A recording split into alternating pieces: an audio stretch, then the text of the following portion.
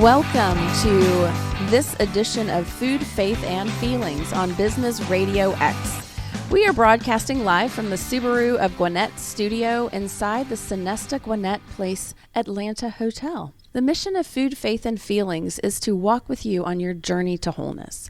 Brought to you as an educational program under the nonprofit Manna Scholarship Fund, our program is designed to help you better understand issues related to your physical and mental diet, what you consume that impacts your head, your heart, and your soul. So we are thankful to our business partnership with Paradigm Security and Mr. Rick Strawn for providing this opportunity to come to you today.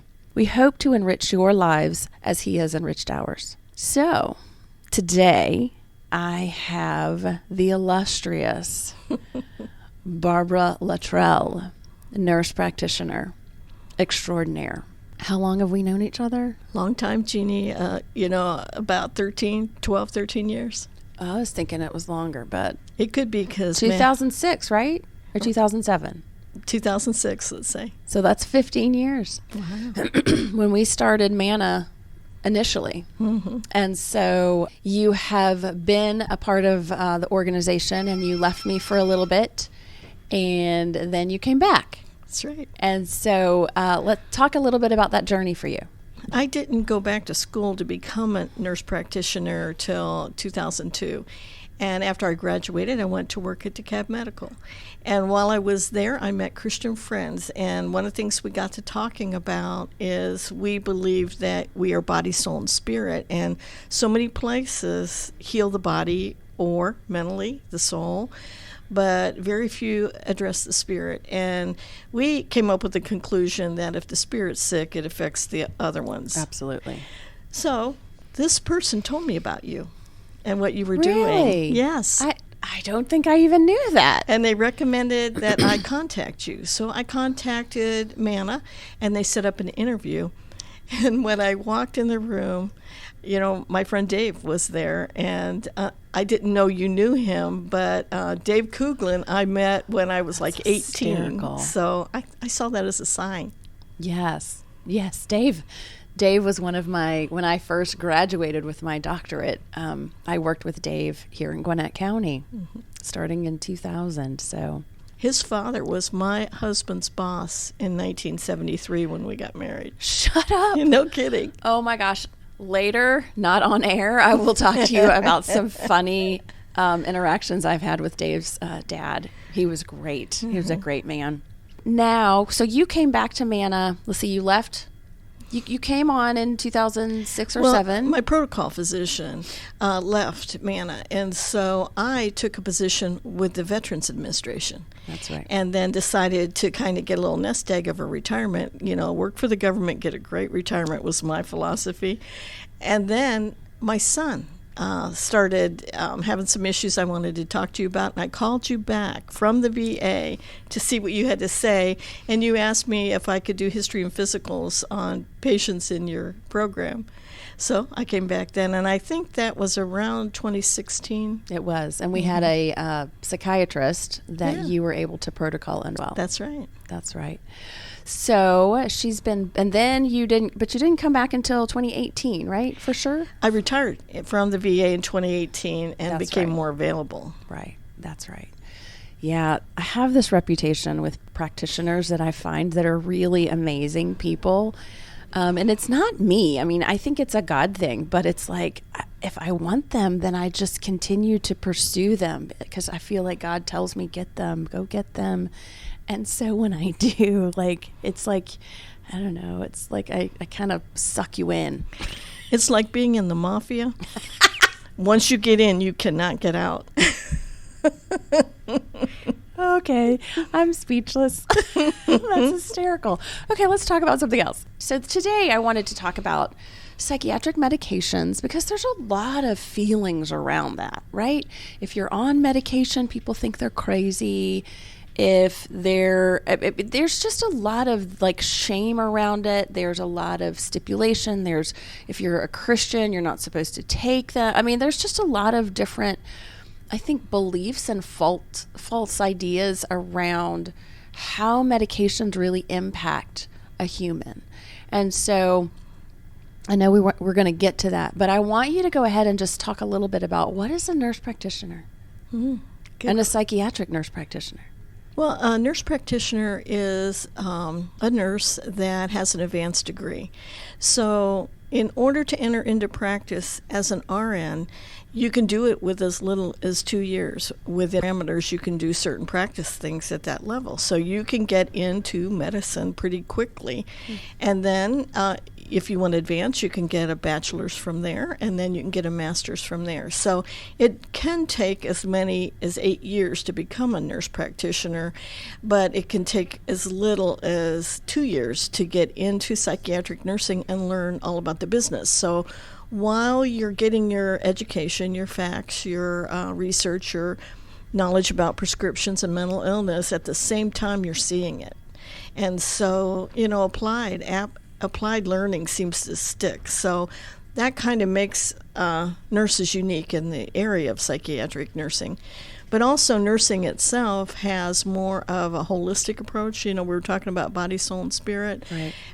So it's not just diagnosis and treatment. It's more about partnering with the patient or collaborating with the patient. And of course, in the state of Georgia, nurse practitioners are required to have a protocol agreement with a physician, which I totally appreciate, because in medicine itself, you get into life and death situations and you want backup, and you want educated, knowledgeable, maybe people with a different point of view than you to give you what you're missing. So we have that too.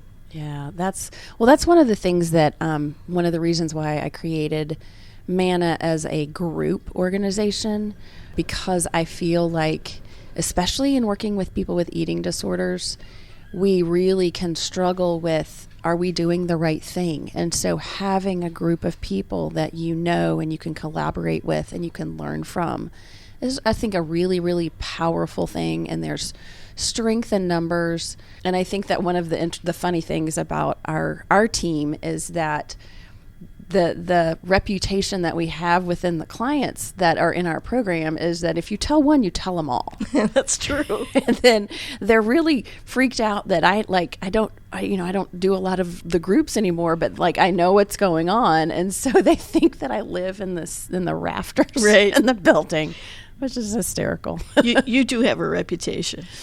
Oh, okay. And the next question is, what is that? Oh, that's Mike playing. So what kind of patients do you like to treat?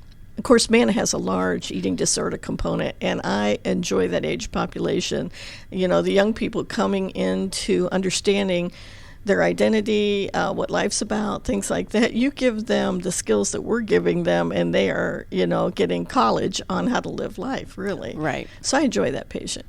I also like patients that are going through transition, especially women, patients with medical problems, depression and anxiety, which are very common in our society with the stress we all live under. And my favorite patient is the one that wants to get better, because a lot of people think they want to get better until they find out what it takes, and then they kind of back off, and you'll see treatment resistance. Even in the most willing people, there's an element of treatment resistance when it comes to mental health and changing your thinking. And definitely with people with eating disorders. Definitely. They're tough nuggets. That's what I like to say. But the other thing I like to say about them is that because of their resilience and their tenacity, that they can literally do anything that they want to do. That's right. Sometimes in life it's your weaknesses that actually are your strengths, because the pain, you have the experience with the problem, it's real to you, there's empathy there that isn't anywhere else. So yeah, what you learn having an eating disorder is very important from recovering from an eating disorder. Absolutely. So tell us a little bit about what is a psychiatric evaluation like? What do you do? Well, it depends, because I have 2 psychiatric evaluations. The one I do for CARF, and if you guys don't know what that is, it's an organization that kind of looks over how we do things and makes sure it's right, But then I have a more relaxed, more way I enter in, but it's just building a base, psychiatric eval of where the patient's at and what the patient wants, and can you help them? Because there's different levels of care. And so when you do the psychiatric evaluation, you're trying to determine, what is going on with the patient and what level of care that they need. But like the CARF kind of evaluation is like 109 very personal questions, and some of them are uncomfortable for the patient to answer. And if our patient happens to be underage and their parents in the room, it's very hard to answer. Yeah. That's part of the beginning of getting into treatment, but it's not all of it, because it can take weeks to even get the information that you need that is usually included, in the initial evaluation, called the psychiatric eval. A lot of things we're looking at that point is, would medication help this person? Whereas if you do a clinical assessment or a psych eval, sometimes you're not targeting in on the chemical changes in the brain and whether medication would make a difference. So how do you make that determination? So like somebody comes in, let's say it's a 16-year-old and they're doing all kinds of acting out. Maybe they're, sneaking out, or they're talking back to their parents. They're just, the defiant kid. So how would you make a determination if that kid needed medication? Well, what I look at is severity of illness and how acute it is, and how the patient's behavior has been, like if they have poor impulse control. Because if they have a high level of severity in their presentation, I go as much as I can, as fast as I can, so therapy right away, medication right away, and things like that. Then if I run into obstacles with medication or treatment resistance, then I make sure they're safe. Let's say the child does want medication and the parent doesn't. What do you do? I pray first. That's my go-to thing on situations like that, because I don't know everything. And so when I'm talking to a person who has treatment resistance or opposition to medication, I want to hear what they have to say and why they think that way. And I always go into it with the idea they may be right, and I always go into the idea that a parent is the person living with the child, responsible for the child, and I just met the child, right. So I don't have an agenda to talk them into it. But I believe overcoming stigma, overcoming fears, all those things take education and evidence and proof that they work. And so, I'm a researcher and a big proponent of evidence-based practice. And we have answers like that available to us, but that's slower. That takes longer to educate somebody that's diabolically opposed to the treatment plan that you're recommending. The only time I intervene or use a heavy hand, like what we call a commitment or a 1013, if I think there's imminent danger there that the person will take their own life, or if they'll harm somebody else. Gotcha. So let's talk a little bit about, you mentioned stigma. I know that we have recently dealt with that with one of our clients and her parents. And so let's, so some of the stigma is that, like I said already, if I have to take medication, it means I'm crazy. And so how do you address that statement or that belief? I actually use a little bit of a sense of humor as I get them to define crazy, because when I look back on the stigma, I've been a Christian a long time myself, and I've sat under teaching that says God's going to heal you. You don't have to take meds, Or I've sat under people that say they're just messing with your mind. They tell you not to take drugs, but they give you drugs, So right.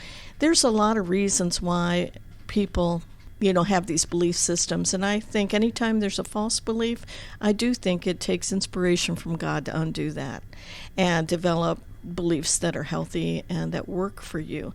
So, in AA recovery, whenever somebody has a strict opposition from medication or therapy, and they sit in your office because they're totally unraveled, you say, well, how's that idea working for you now? Because you try to get them to loosen up on stubbornness or the fixed belief that may or may not be true.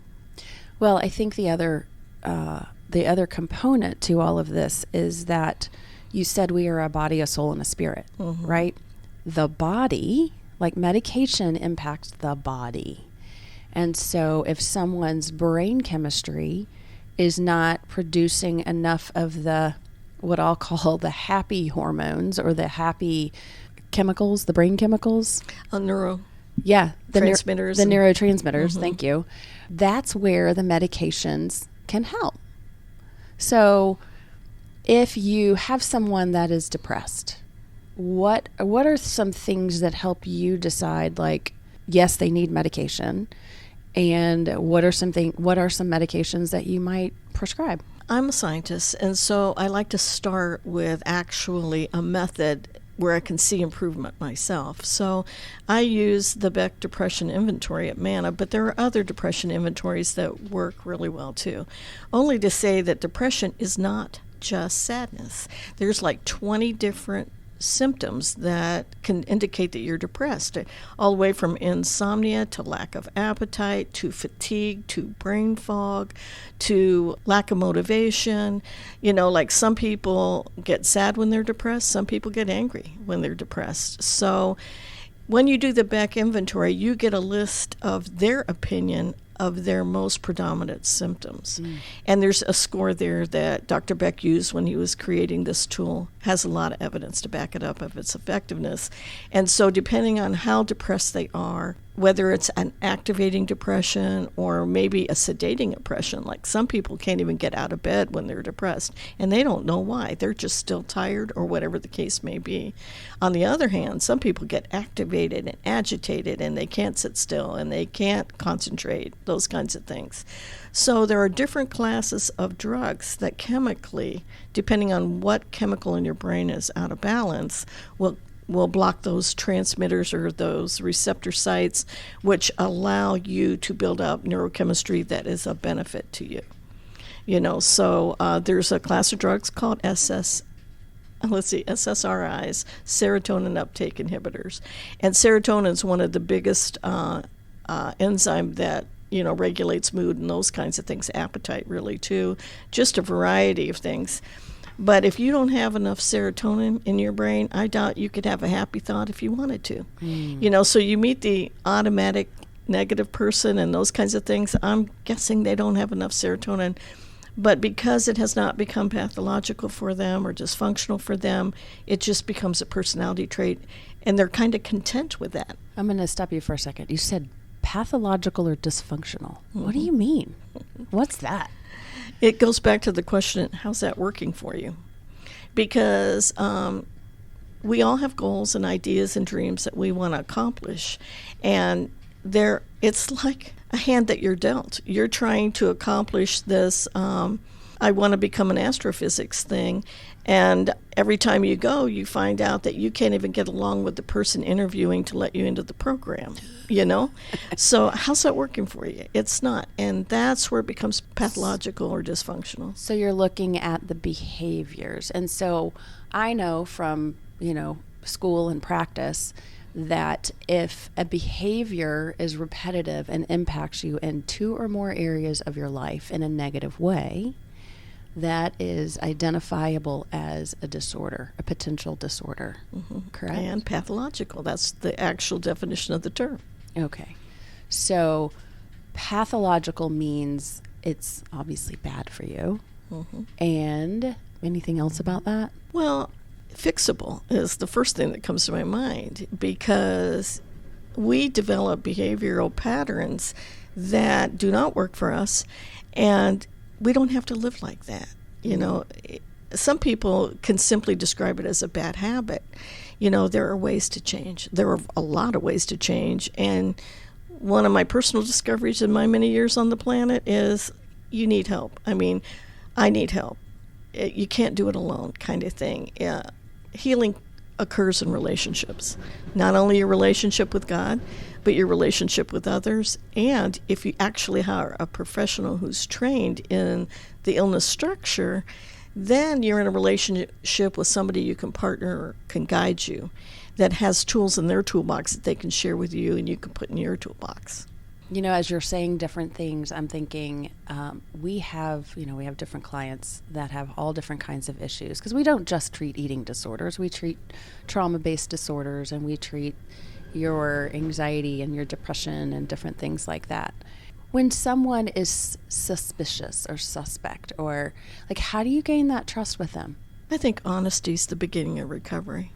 And I think honesty also plays a big part in trust and consistency and things like that. You meet people where they are, and you have to validate their experience or their feelings that they're going through, that these things are real, and there's the seen world and the unseen world, and so there's evidence that your feelings make a difference, not only to you, but to the people that are in relationship with you.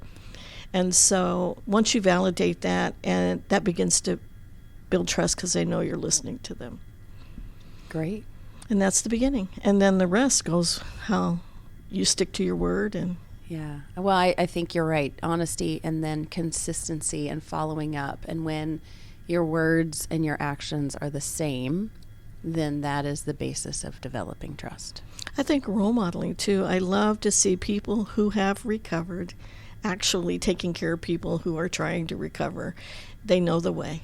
Yes, absolutely. And that is exactly why when someone comes to me and they want to interview for an internship or for, to be a part of our team, if they have successfully recovered from their eating disorder, I'm all over it, because there are some intangibles in that process that you just can't teach in school. And so if you've been there and done that, then that is exactly what I love about, especially, most of our, well, not most, but at least half of our team has gone through an eating disorder. Mm-hmm. So are there any other myths or stigmas that you can think of? Like we talked about the religion.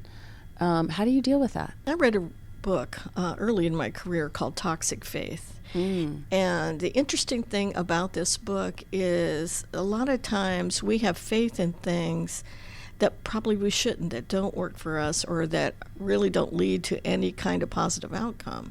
And so when you recognize faith development and how it happens, I think it's important to just, again, pray about it. Because if you're talking about faith, people want to see your faith. I'll pray together with my patients if this is something that they want, or in the assessment we discover we have the same faith background. And, you offer it up, and if they want it. But I can tell you, I've never offered it up and somebody didn't want it, Right. They'll even tell me I don't believe, but if you believe, I'm willing to participate, that kind of thing. Right. So what do you do when a patient or the medication itself makes things worse, or they don't work? What do you do? That is such an excellent question, because the magic pill... You gave it to me. I know. It's only because I run into it daily kind of thing. Sure. But sometimes medications don't work. And fortunately today, we do have a lot of ways to find the right medication. Everybody's body chemistry is different, but now we can do genetic testing, and we can check on the metabolites in their body, and do they match the metabolites in the drug, and are they assimilated, So we don't have to try and fail as many times as we used to. So do you use that? I know that we have those tests at the office. Do you use those with everyone? No, they're very expensive. So we look for people who have failed treatment once with a medication at least. But by the time we get them, sometimes they've failed many trials, and, I'll even start there. But and a lot of people do not want their gene on a public record somewhere, So it's really protected by HIPAA healthcare, but a lot of times it is out there in cyberspace once it's collected, and the information, just like Ancestry.com. Sure, for research purposes. Right. Yeah. Right. So anyway, when people fail on medicine, I think the important thing is not to give up for them or for someone else, because these outside environments like diet and exercise and other illness states can affect whether or not a medication works. You can even try the same medication later and have it work. I do think if you don't change thinking, the medicine isn't going to work, because thoughts and feelings are chemical reactions in the brain. So if you're taking a chemical to improve your brain chemistry and you don't change your thinking, then that same chemistry that caused the depletion in the first place is still there. So you're saying that a negative thought can cause your chemistry to change. That's right. That's what I'm telling you. That's great. So one of the things that I do remember from, I think it was college, was that they did a study and they looked at, when someone was depressed, talk therapy versus exercise versus medication. And they looked at each one of them individually and if it, helped the person change. And then they looked at them in combination. And what they found is that all three, together in combination. And when I talk about, I'm going to pull out my eating disorder caveat.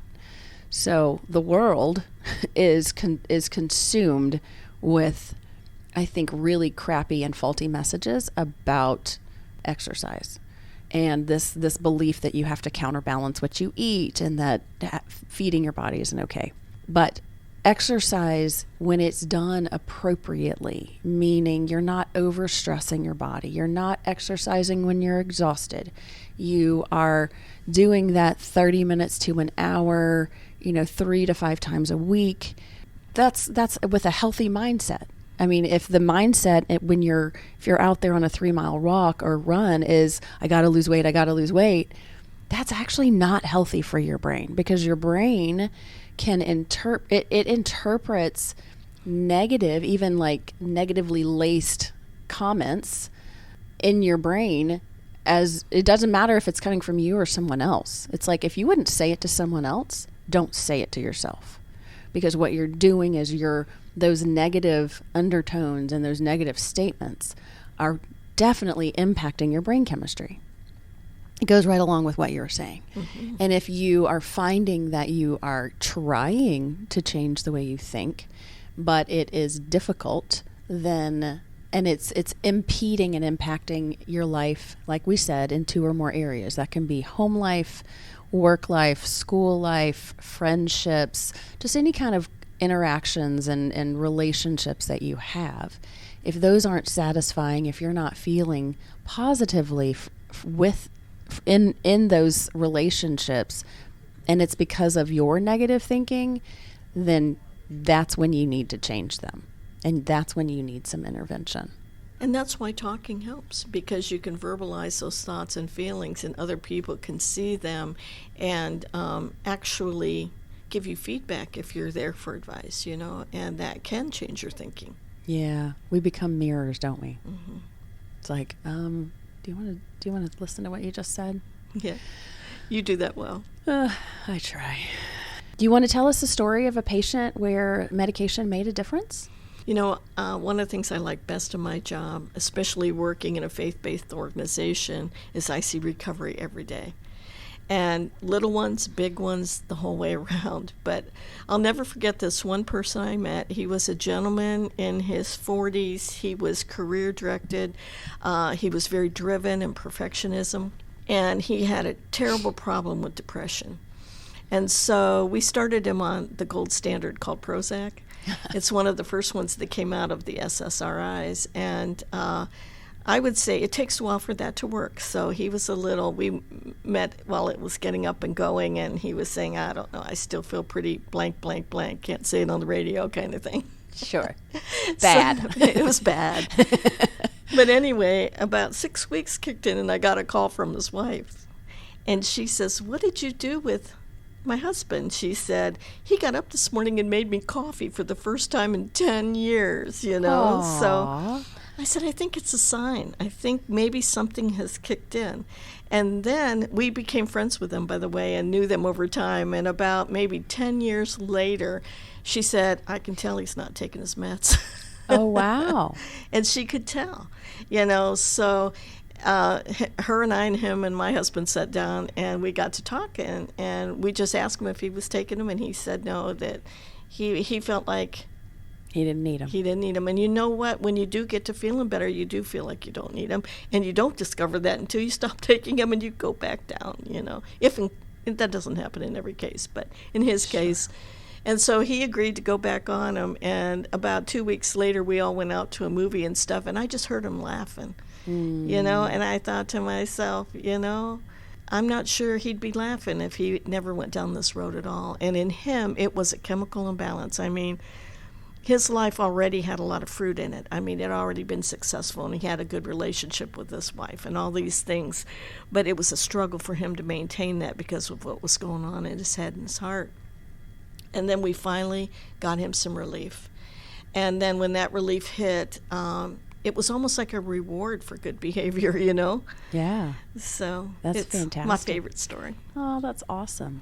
Well, and as you were talking, I was thinking again about the body being the biology, right? And so if you're finding that you have fears or, you think you're crazy because you've been told that you need to take an antidepressant, or your wife is saying, I'm tired of you being grumpy, go do something about it, then that is what that person is trying to do, is tell you, hey, I love you, I want to have a better relationship with you, and I need you to do something so that we can have fun in life. I don't want you to be grumpy. And so if the same situation was connected with, let's say, a lesion in your brain or a tumor in your brain, and the tumor was pressing and you didn't feel those happy feelings, or your serotonin wasn't being released in your brain, would you take the medication for another biological issue such as cancer or diabetes or something like that? And if your answer is yes, then you don't really understand the brain chemistry and how it needs to change, and how medications, whether you use them for 6 months, a year, or your whole life, then you just really don't understand how the brain chemistry needs to work and needs a little extra something. It's kind of like if you're diabetic and you need the shot to be healthy and not lose your feet, are you going to do that? And so looking at your brain and your thoughts is a biological situation. It's not, I think, different. I mean, I think the problem is because we can't see our thoughts. We can't see the feelings. We can't see that. It's not like a physical thing that we can see. And because we have thoughts and those are invisible, not to us. I mean, we can hear them or see that, we know them going on in our brain. And so the important thing is to make sure, and I always like that there's subjective and objective, right? Subjective is what I say to myself about myself and what I think, right? Objective is if somebody else said that to me, or if I said that to someone else, right? If it's in between myself and someone else. And so and this is one of the things we teach at Manna with our clients in our program, is like, if you wouldn't say that to someone else because you would hurt them or you would make them angry, or if they said something to you and it would hurt you or make you angry, then you need to stop saying it to yourself, because you are literally hurting yourself. Anyway, if you're, again, in the struggle, you can't stop it, then you can come to Manna. Manna's information is Manna, MANNA, treatment.com, or you can call us at 770-495-9775. We've got lots of information on our website. We've got links to set up appointments. We've even got a link for your physician to send us information on your behalf. If they want to refer you for medication or a program or something that we offer, then it's right there as well. And so, Barb, do you want to talk a little bit about the program at Manna, our psychiatric practice, and what's changing? Well, I have a title I've given our department. I call it Manna Medical. I like it like it's like M&Ms, like chocolate. Of course, chocolate's a famous medication, so it's very addictive, especially the dark chocolate. But anyway, at Manna Medical right now we have 3 nurse practitioners and 1 psychiatrist. I am trying to retire once again, but I think I'm going to let you go this time. Well, I have a heart for Manna, so, and you. But there's a time for everything. So we have a new, we call her the Medical Services Director. Her name is Sandra Peterson, and she's going to be kind of the lead nurse practitioner. And we also have another one by the name of Farah Raham. And the thing I like about Farah is not only that she knows state-of-the-art research that's going on, but she has some ideas about treatment that are really exciting. And I'll just use the word ketamine to tell you a little bit. But there's a lot of research going on right now, and this is for treatment-resistant depression on how to make changes. And I'm just surprising Genie with this now, but Manna Medical could probably have something like this with Farah. So ketamine. Yes. So anyway. Wow. I was going to actually ask you alternative treatments for people. So ketamine, we have ECT. Yes. We have TMS, transmagnetic stimulation. We don't have those, but those are options for treatment. Options for treatment, absolutely. And we can facilitate you getting those kind of options, you know. But the medical department's growing and changing, and there's new research every day. And it's a very key component to work with therapy. I mean, a lot of people have therapy and a lot of people have medical, but Manna has medical and therapy. And the combination of it just shows in the higher recovery rates. And anyway, we're excited to be the group that we are and the group we're growing into. I am super thankful for you coming on our show today. I think this is something that is really impactful on people's lives. And I just want to say, you know, I've said it a couple times that if you go on medication, a lot of times people think that they're crazy. Well, my understanding from the 25 years that I've been doing this is that crazy just simply means I don't understand. Mm-hmm. I don't understand what's going on with me. I don't understand how medication works. I don't understand why I'm saying these things or doing these things. And so I'll use an old tagline. If you don't get help at Manna, get help somewhere. And so please take care of yourself. You are a valuable person, and we want you to get better. Barb, thank you so much for being here. My pleasure. You are just a delight. You are just one of my favorite people, in addition to Mike back there. So thank you today for tuning in to Food, Faith, and Feelings. We want to walk with you on your journey to wholeness. So be sure to subscribe to our show. You can find us on about 12 different podcast apps, such as Apple iTunes, iHeartRadio, or Spotify. All shows are also archived on businessradiox.com. Just go to Business Radio X, select the Gwinnett Studio, and click on Food, Faith, and Feelings. Until next time, I am Dr. Genie Burnett, and this has been Food, Faith, and Feelings on Business Radio X.